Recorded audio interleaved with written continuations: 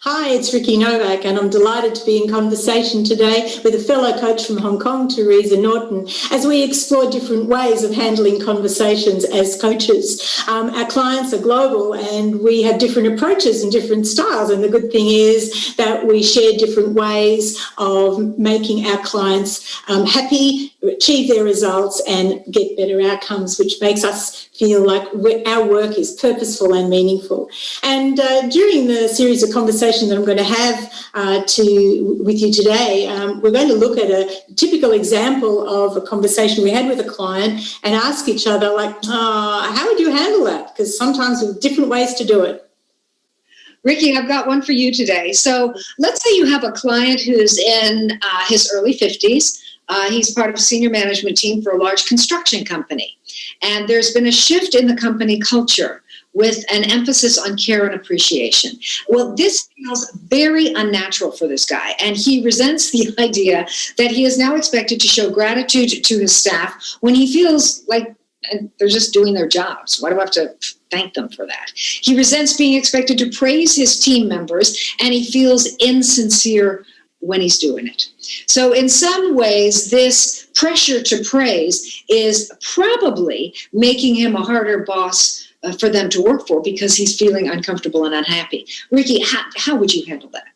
I would meet this response head on, and that means I'd start to mirror the same sense of tone, pitch and pace and energy he's using to tell me about his resentment, from the sounds of it, which is likely to be quite tough, direct and maybe even a little bit dismissive.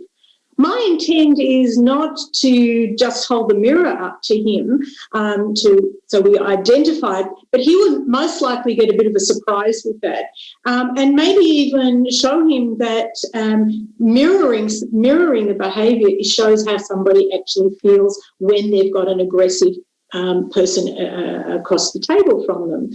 But I would want to show him that there are different ways. But what I don't know enough about is, did he ever get feedback growing up at school, in university, in his job, and this is just a way that he doesn't like it or doesn't know what to do with it. And often I feel people are uncomfortable with giving it because they've never been a recipient.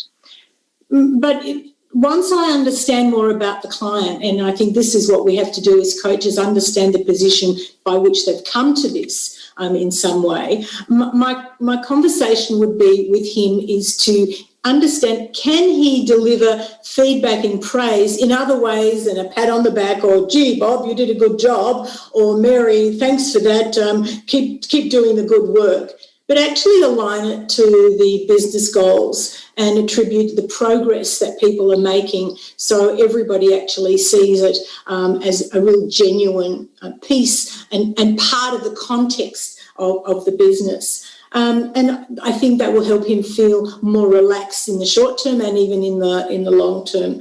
The extension, of course, of this is that people would start to feel more comfortable and more relaxed with him and hopefully build relationships with less tension.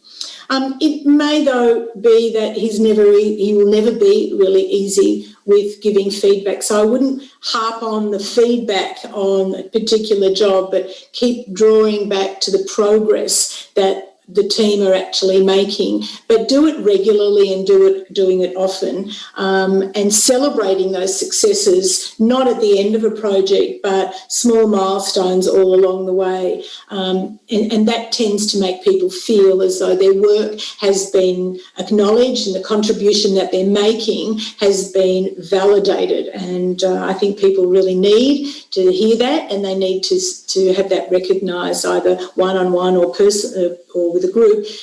Notwithstanding that, it's a good idea to have some one-on-ones with these people and just clarify how they're feeling about their work, and is he giving them as much information as they need, and building relationships outside the feedback zone per se. And that might be a really nice way just to help all parties understand each other.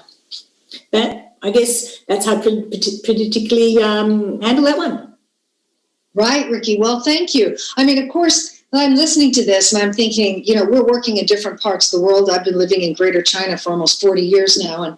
And certainly, praise is something that is managed differently in our part of the world.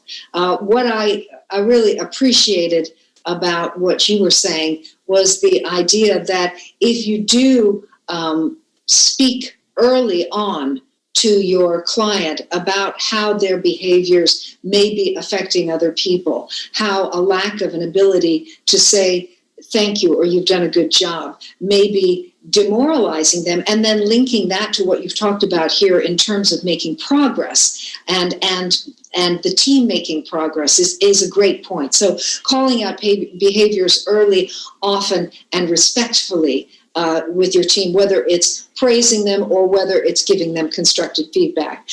Also, giving feedback should be a gift, not a surprise. The idea that having those one-to-one conversations to help your teams understand what they're, not just what they're doing wrong, but what they're doing well, it is a gift.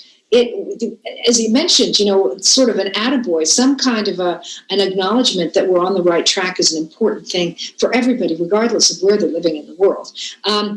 Finally, one of the things that comes up for me is just that if this kind of sense of being forced to praise people when it doesn't feel natural to you is bringing up some kind of resentment in you towards the company, I think that needs to be addressed, because that resentment can fuel frustration, and when you're frustrated yourself, that can make it very hard for the team. So I got a lot of great points out of this, Ricky. I mean, listen, ladies and gentlemen, we share our very different approaches so that Ricky and I can learn from each other. And we share them with you, not as advice. We share them with you because we're interested in hearing how you would handle situations like this. So we'd like to have you comment. We encourage you to do what feels authentic and effective for you in the workplace when you're facing challenges similar to these. But do comment below. We want to hear from you. And, we are always reminded that we serve one another by sharing our experiences, and we learn by listening to one another. So thanks for joining us today.